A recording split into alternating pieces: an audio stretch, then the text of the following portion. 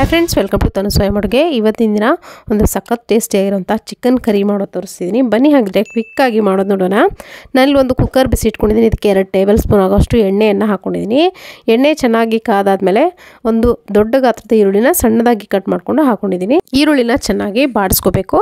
ಸ್ವಲ್ಪ ಟ್ರಾನ್ಸ್ಪರೆಂಟ್ ಆಗೋವರೆಗೂ ಈ ಥರ ಎಣ್ಣೆಯಲ್ಲಿ ಫ್ರೈ ಮಾಡ್ಕೊಳ್ಳಿ. ಇದ್ರ ಜೊತೆಗೇ ನಾನು ಒಂದು ಟೇಬಲ್ ಸ್ಪೂನ್ ಆಗೋಷ್ಟು ಶುಂಠಿ ಬೆಳ್ಳುಳ್ಳಿ ಪೇಸ್ಟನ್ನು ಕೂಡ ಹಾಕ್ಕೊಂಡು ಫ್ರೈ ಮಾಡ್ಕೊಳ್ತೀನಿ. ಆವಾಗ ಈರುಳ್ಳಿ ಕೂಡ ಚೆನ್ನಾಗಿ ಬಾಡುತ್ತೆ. ಅಷ್ಟರೊಳಗೆ ಈ ಶುಂಠಿ ಬೆಳ್ಳುಳ್ಳಿ ಪೇಸ್ಟ್ ಏನಿದೆ ನೋಡಿ, ಹಸಿ ವಾಸನೆ ಎಲ್ಲ ಹೋಗಿ ಅದು ಕೂಡ ಚೆನ್ನಾಗಿ ಈರುಳ್ಳಿ ಜೊತೆಗೇ ಫ್ರೈ ಆಗುತ್ತೆ. ಇದು ಪೂರ್ತಿ ಫ್ರೈ ಆದಮೇಲೆ ಉಳಿದಿರುವಂಥ ಇಂಗ್ರೀಡಿಯೆಂಟ್ಸ್ನ ನೀವು ಹಾಕೋಬೇಕು. ಆವಾಗಲೇ ತುಂಬ ಚೆನ್ನಾಗಿ ಟೇಸ್ಟ್ ಬರುತ್ತೆ. ಹಸಿ ಆಗಿರುವಾಗಲೇ ಎಲ್ಲ ಉಳಿದಿರುವಂಥ ಇಂಗ್ರೀಡಿಯೆಂಟ್ಸ್ನ ಹಾಕ್ಕೊಂಡ್ರೆ ಟೇಸ್ಟ್ ಚೆನ್ನಾಗಿ ಬರಲ್ಲ. ವಾಸನೆ ಏನಿದೆ ನೋಡಿ, ಸ್ಮೆಲ್ಲು ಹಸಿ ಶುಂಠಿ ಬೆಳ್ಳುಳ್ಳಿ ಪೇಸ್ಟು ಅದು ಹಾಗೇ ಇರುತ್ತೆ, ಹೋಗೋದೇ ಇಲ್ಲ ಅದು ಎಷ್ಟು ಕುದಿಸಿದ್ರು ಕೂಡ. ನೋಡಿ, ಇವಾಗ ಚೆನ್ನಾಗಿ ಫ್ರೈ ಆದಮೇಲೆ ನಾನಲ್ಲಿ ಚಿಕನ್ನ ಹಾಕ್ಕೊಂಡಿದ್ದೀನಿ. ಫ್ರೆಶ್ಶಾಗಿ ವಾಶ್ ಮಾಡಿಟ್ಕೊಂಡಂಥ 1/2 kg ಚಿಕನ್ ಇದೆ, ಇದನ್ನು ಹಾಕ್ಕೊಂಡಿದ್ದೀನಿ. ಡೈರೆಕ್ಟಾಗಿ ಎಣ್ಣೆನಲ್ಲೇ ಹಾಕ್ಕೊಂಡಿದ್ದೀನಿ. ಇದನ್ನು ಕೂಡ ನೋಡಿ ಅಷ್ಟೇ, ಎಣ್ಣೆಯಲ್ಲಿ 1 ರಿಂದ 8 ನಿಮಿಷ ಚೆನ್ನಾಗಿ ಫ್ರೈ ಮಾಡ್ಕೋಬೇಕು. ಲೋ ಫ್ಲೇಮ್ ಇಟ್ಕೊಂಡು ಸ್ವಲ್ಪ ಜಾಸ್ತಿ ಹೊತ್ತು ಫ್ರೈ ಮಾಡ್ಕೋಬೇಕು. ಈ ಥರ ಹಸಿ ಇರುವಾಗಲೇ ಮಸಾಲೆಗಳನ್ನೆಲ್ಲವನ್ನು ಹಾಕ್ಬಿಡ್ತಾರೆ ಕೆಲವರು. ಆ ಥರ ಮಾಡಿದ್ರೆ ಚಿಕನ್ ಚೆನ್ನಾಗಿ ಬೇಯೋದಿಲ್ಲ, ಪೂರ್ತಿಯಾಗಿ ರಫ್ ಆಗಿಬಿಡುತ್ತೆ. ಹಾಗಾಗಿ ಈ ಥರ ಉಪ್ಪು ಹಾಕ್ದೇ ಮೊದಲಿಗೆ ಚೆನ್ನಾಗಿ ಫ್ರೈ ಮಾಡ್ಕೋಬೇಕು. ಮೇಲ್ಗಡೆ ಇರೋವಂಥ ಕೋಟಿಂಗ್ ಲೇಯರ್ ಏನಿದೆ ಅದೆಲ್ಲವೂ ಫ್ರೈ ಆದಮೇಲೆ ನಾನಿಲ್ಲಿ ಉಪ್ಪನ್ನು ಸೇರಿಸ್ಕೊಳ್ತಾ ಇದ್ದೀನಿ. ರುಚಿಗೆ ಎಷ್ಟು ಬೇಕು ಅಷ್ಟು ನೋಡ್ಕೊಂಡು ಹಾಕ್ಕೊಳ್ಳಿ, ಅಥವಾ ಚಿಕನ್ ಬೇಯಕ್ಕೆ ಎಷ್ಟು ಬೇಕೋ ಹಾಕ್ಕೊಳ್ಳಿ, ಮತ್ತು ಆಮೇಲೆ ಸೇರಿಸ್ಕೋಬೋದು. ಅರ್ಧ ಟೀ ಸ್ಪೂನಷ್ಟು ಅರಿಶಿನ ಪುಡಿ ಹಾಕ್ಕೊಂಡು ಅದನ್ನು ಕೂಡ ಚೆನ್ನಾಗಿ ಮಿಕ್ಸ್ ಮಾಡ್ಕೊಳ್ತಾ ಇದ್ದೀನಿ. ಮಿಕ್ಸ್ ಮಾಡ್ಕೊಳ್ತಾ ಫ್ರೈ ಮಾಡಿಕೊಂಡು ಇದಕ್ಕೆ ನೋಡಿ ನಾನಿಲ್ಲಿ ಒಂದು 2 ಮೀಡಿಯಮ್ ಗಾತ್ರದ ಟೊಮೆಟೊನ ಸಣ್ಣದಾಗಿ ಕಟ್ ಮಾಡ್ಕೊಂಡು ಹಾಕ್ಕೊಂಡಿದ್ದೀನಿ. ನೀವು ಬೇಕಿದ್ರೆ ಟೊಮೆಟೊ ಪ್ಯೂರಿ ಕೂಡ ಮಾಡ್ಕೊಂಡು ಹಾಕೋಬೋದು. ಟೊಮೆಟೊನ ಮಿಕ್ಸರ್ನಲ್ಲಿ ನುಣ್ಣಗೆ ರುಬ್ಕೊಂಡು ಹಾಕೋಬೋದು. ಟೊಮೆಟೊ ಹಾಕಾದ್ಮೇಲೆ ನಾನಿಲ್ಲಿ 1 ಟೀ ಸ್ಪೂನ್ ಅಷ್ಟು ಧನಿಯಾ ಪೌಡ್ರ್ ಹಾಕ್ಕೊಳ್ತಾ ಇದ್ದೀನಿ. ಜೊತೆಗೆ 1 ಸ್ಪೂನ್ ಆಗುವಷ್ಟು ಚಿಕನ್ ಮಸಾಲ ಹಾಕ್ಕೊಳ್ತಾ ಇದ್ದೀನಿ. ಚಿಕನ್ ಮಸಾಲ ನೀವು ಹೊರಗಡೆ ತಂದಿರೋದು ಏನಿದ್ರೆ ಅದನ್ನು ಹಾಕ್ಕೊಳ್ಳಿ, ಇಲ್ಲ ಮನೇಲಿ ಮಾಡ್ಕೊಂಡಿರೋದಿದ್ರೆ ಅದನ್ನು ಕೂಡ ಹಾಕ್ಕೋಬೋದು. 1 ಸ್ಪೂನಷ್ಟು ಹಾಕ್ಕೊಂಡಿದ್ದೀನಿ. ಈ ಎಲ್ಲ ಮಸಾಲೆ ಹಾಕ್ಕೊಂಡು ಇದನ್ನ ಮತ್ತೆ ಮಿಕ್ಸ್ ಮಾಡ್ಕೊಳ್ತಾ ಫ್ರೈ ಮಾಡ್ಕೋಬೇಕು ಚಿಕನ್ನ. ಚೆನ್ನಾಗಿ ಎಲ್ಲ ಕಡೆ ಮಸಾಲೆ ಎಲ್ಲ ಹಿಡ್ಕೊಳ್ಳುತ್ತೆ ಚಿಕನ್ಗೆ ಈ ಥರ ಮಾಡೋದ್ರಿಂದ.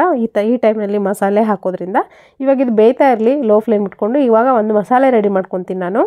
ಒಂದು ಮಿಕ್ಸರ್ ಜಾರ್ಗೆ ನೋಡಿ 2 ಟೇಬಲ್ ಸ್ಪೂನ್ ಆಗೋಷ್ಟು ಮಾತ್ರ ನಾನಿಲ್ಲಿ ಕಾಯಿನ ಹಾಕ್ಕೊಂಡಿದ್ದೀನಿ. ತೆಂಗಿನಕಾಯಿನ ಸಣ್ಣದಾಗಿ ಕಟ್ ಮಾಡಿಕೊಂಡು. ಇದಾದಮೇಲೆ 1 ಟೀ ಸ್ಪೂನಷ್ಟು ಪೆಪ್ಪರ್ ಕಾಳನ್ನು ಹಾಕ್ಕೊಂಡಿದ್ದೀನಿ, ಅಂದರೆ ಮೆಣಸಿನ ಕಾಳು. 1.5 ಇಂಚಿನಷ್ಟು ಚಕ್ಕೆ ಹಾಕ್ಕೊಂಡಿದ್ದೀನಿ.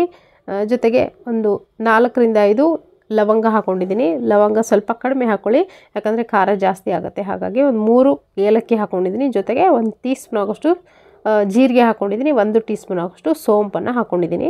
ಸೋಂಪು ಹಾಕೋದ್ರಿಂದ ಒಂದು ಒಳ್ಳೆ ಫ್ಲೇವರ್ ಬರುತ್ತೆ, ಟೇಸ್ಟು ತುಂಬ ಚೆನ್ನಾಗಿ ಬರುತ್ತೆ. ಒಂದು 1/4 ಕಪ್ ಆಗುವಷ್ಟು ಅಥವಾ 1 ಟೇಬಲ್ ಸ್ಪೂನ್ ಆಗುವಷ್ಟು ನಾನಿಲ್ಲಿ ಈರುಳ್ಳಿನ ಹಾಕ್ಕೊಂಡಿದ್ದೀನಿ, ಕಟ್ ಮಾಡಿರುವಂಥದ್ದು. ಜೊತೆಗೆ 1 ಹಿಡಿಯಷ್ಟು ಪುದೀನ ಸೊಪ್ಪು, 1 ಹಿಡಿಯಷ್ಟು ಕೊತ್ತಂಬರಿ ಸೊಪ್ಪನ್ನು ಹಾಕ್ಕೊಂಡಿದ್ದೀನಿ. ನೀವು ಬೇಕಿದ್ರೆ ಇಲ್ಲಿ ಸ್ವಲ್ಪ ಮೆಂತ್ಯ ಸೊಪ್ಪಿದ್ರೆ ಅದನ್ನು ಬಳಸ್ಬೋದು, ಏನು ತೊಂದರೆ ಇಲ್ಲ. ನೋಡಿ, ಒಂದು 4 ರಿಂದ 5 ಅಥವಾ ನಿಮ್ಮ ಖಾರಕ್ಕೆ ಎಷ್ಟು ಬೇಕು ಅಷ್ಟು ನೋಡಿಕೊಂಡು ಹಸಿಮೆಣಸಿಗೆ ಹಾಕ್ಕೊಂಡು ನುಣ್ಣಗೆ ರುಬ್ಕೋಬೇಕು ಇದನ್ನು. ನೋಡಿ, ನುಣ್ಣಗೆ ರುಬ್ಕೊಂಡು ಆದಮೇಲೆ ಇದನ್ನು ಆವಾಗಲೇ ಬೇಯಕ್ಕಿಟ್ಟಂಥ ಚಿಕನ್ ಕೂಡ ಬೆಂದಿರುತ್ತೆ ಆಲ್ರೆಡಿ. ಒಂದ್ಸರಿ ಮಿಕ್ಸ್ ಮಾಡಿಕೊಂಡು ಈ ಮಸಾಲೆನ ಹಾಕ್ಕೊಂಡಿದ್ದೀನಿ. ಮಸಾಲೆ ಹಾಕ್ಕೊಂಡು ಒಂದ್ಸರಿ ಚೆನ್ನಾಗಿ ಮಿಕ್ಸ್ ಮಾಡ್ಕೋಬೇಕು. ಸ್ವಲ್ಪ ನೀರನ್ನು ಕೂಡ ನಾನಿಲ್ಲಿ ಹಾಕ್ಕೊಂಡಿದ್ದೀನಿ. 1 ಜಾರ್ ಆಗುವಷ್ಟು ಪೂರ್ತಿಯಾಗಿ ನೀರನ್ನು ಸೇರಿಸ್ಕೊಂಡಿದ್ದೀನಿ. ಇದು ಮಸಾಲೆ ಏನಿದೆ ನಾವು ಹುರಿಲಾರ್ದೆ ಹಾಗೆ ಹಾಕ್ಕೊಂಡಿದ್ದೀವಿ, ಹಸಿ ಮಸಾಲೆ ಹಾಕಿರೋದ್ರಿಂದ. ಇದನ್ನು ಕೂಡ ಒಂದು ಸ್ವಲ್ಪ ಬೇಯಕ್ಕೆ ಬಿಡಬೇಕು, ಚೆನ್ನಾಗಿ ಕುದಿಬೇಕಿದು. ಇವಾಗ ಓಪನ್ ಲಿಡ್ಡಲ್ಲೇ ಒಂದು 5 ರಿಂದ 10 ನಿಮಿಷ ಚೆನ್ನಾಗಿ ಕುದಿಸ್ತೀನಿ ನಾನು ಇದನ್ನು. ಈ ಥರ ಮಿಕ್ಸ್ ಮಾಡ್ಕೊಂಡಾದ್ಮೇಲೆ ನಿಮಗೆ ಥಿಕ್ನೆಸ್ ಎಷ್ಟು ಬೇಕೋ ಅಷ್ಟು ನೋಡ್ಕೊಂಡು ನೀರನ್ನು ಸೇರಿಸ್ಕೊಳ್ಳಿ, ಹೆಚ್ಚು ಕಡಿಮೆ ಮಾಡ್ಕೋಬೇಕು.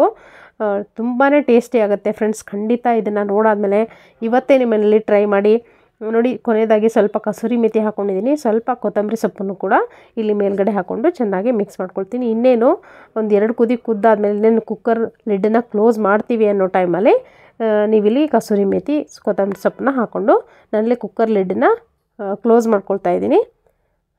ಇವಾಗ ಒಂದೇ ಒಂದು ವಿಷಲ್ ಹೈ ಫ್ಲೇಮಲ್ಲಿ ಇಟ್ಕೊಂಡು ಕೂಗಿಸ್ಕೊಂಡಿದ್ದೀನಿ, ಯಾಕಂದರೆ ಚಿಕನ್ ಬೇಯಕ್ಕೆ ಜಾಸ್ತಿ ಸಮಯ ತೊಗೊಳ್ಳೋದೇ ಇಲ್ಲ. ಹಾಗೆಯೇ ಚಿಕನ್ ಓವರ್ ಕುಕ್ ಆದರೂ ಕೂಡ ಟೇಸ್ಟು ಚೆನ್ನಾಗಿರಲ್ಲ ತಿನ್ನೋಕ್ಕೆ. ಎಷ್ಟು ಬೇಯಬೇಕೋ ಅಷ್ಟೇ ಬೇಯಬೇಕು, ಆವಾಗಲೇ ಟೇಸ್ಟು. ಇದು ಮುದ್ದೆ, ಚಪಾತಿ, ರೊಟ್ಟಿ ಯಾವುದಕ್ಕೆ ಬೇಕಿದ್ರೂ ಸೂಟ್ ಆಗುತ್ತೆ. ದೋಸೆ ಈ ಥರ ಸೆಮಿ ಗ್ರೇವಿ ಥರ ಮಾಡ್ಕೊಂಡಿದ್ದೀನಿ, ಇದು ಎಲ್ಲದಕ್ಕೂ ಸೂಟ್ ಆಗುತ್ತೆ. ನೀವು ಬೇಕಿದ್ರೆ ತೆಳುವಾಗಿ ಸಾಂಬಾರು ಥರ ಮಾಡ್ಕೋಬೋದು, ಅದು ಕೂಡ ಟೇಸ್ಟಿಯಾಗಿರುತ್ತೆ. ನಾನಲ್ಲಿ ಒಂದು ಬಕೆಟ್ಗೆ ಸರ್ವ್ ಮಾಡ್ಕೊಳ್ತಾ ಇದ್ದೀನಿ. ತುಂಬ ಚೆನ್ನಾಗಿತ್ತು ಟೇಸ್ಟು. ಖಂಡಿತ ನಿಮ್ಮನೇಲಿ ಯಾರ್ಯಾರು ಮಾಡ್ಕೊಳ್ತಿದ್ದೀರಾ ಅನ್ನೋದನ್ನು ಕಾಮೆಂಟ್ ಮುಖಾಂತರ ಬರ್ತಿರೋದನ್ನು ಮರಿಬೇಡಿ. ಹಾಗೆಯೇ ಇವತ್ತಿನ ಈ ರೆಸಿಪಿ ನಿಮಗೆ ಇಷ್ಟ ಆಗಿದೆ ಅಂದ್ಕೊಳ್ತೀನಿ. ಈ ಚಾನಲಲ್ಲಿ ಬರುವಂಥ ಎಲ್ಲ ರೆಸಿಪಿಗಳು ನಿಮಗೆ ಉಪಯುಕ್ತ ಅನಿಸಿದೆ, ನಿಮಗೆ ಉಪಯೋಗ ಆಗ್ತಿದೆ ಅನ್ನೋದಾದರೆ ಒಂದು ಲೈಕ್ ಮಾಡೋದನ್ನು ಮರಿಬೇಡಿ. ಹಾಗೆ ನಮ್ಮ ಚಾನಲ್ಗೆ ಯಾರು ಸಬ್ಸ್ಕ್ರೈಬ್ ಮಾಡ್ಕೊಳ್ಳಿಲ್ವೋ ಸಬ್ಸ್ಕ್ರೈಬ್ ಮಾಡ್ಕೊಳ್ಳಿ. ಫೇಸ್ಬುಕ್, ಇನ್ಸ್ಟಾಗ್ರಾಮಲ್ಲಿ ಕೂಡ ನಮ್ಮನ್ನು ಫಾಲೋ ಮಾಡಿ. Thank you.